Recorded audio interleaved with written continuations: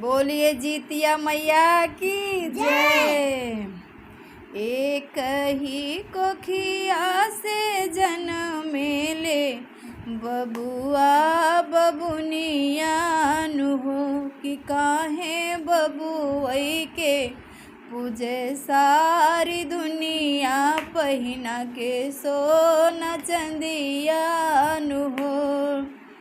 एक ही कोखिया से जनमेले बबुआ बबुनिया हो त काहे बबुई के पूजे सारी दुनिया पहिना के सोना चंदिया हो कि काहे बबुई के पूजे सारी दुनिया पहिना के सोना चंदिया हो।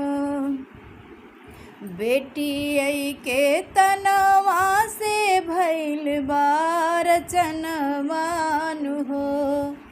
बेटी के तनवा से भइल बा रचनवान हो कि पहिले नारी के भइल बा जनमवान हो कि पहिले बेटी के नारी के भइल बा जनमवान हो। त लिखल बा कहानियान हो कि काहे बबुए के पूजे सारी दुनिया पहिना के सोना चंदियान हो।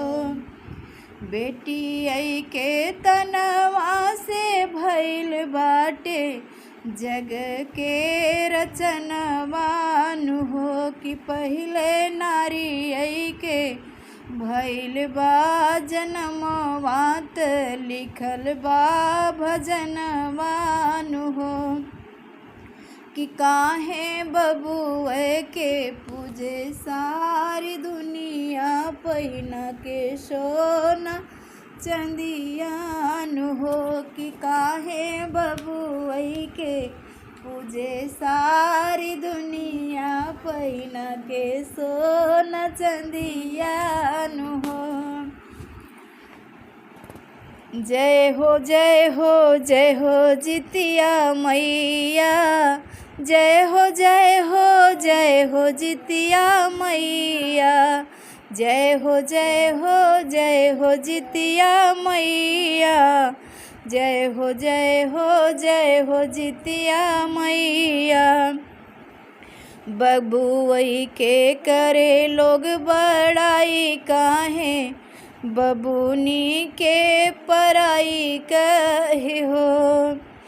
बबुई के करे लोग बड़ाई काहे बेटी के पराई कहे हो कि जेकरा भाग्य लिहली जनमा बबुनिया उहई बाड़ी दुनिया हो कि जेकरा भाग्य लिहली जनमा बबुनिया उहई बाड़ी दुनिया हो कि काहे बबुई के पूजे सारी दुनिया पहिना के सोना चंदियान हो कि काहे बबुई के पूजे सारी दुनिया पहिना के सोना चंदियान हो।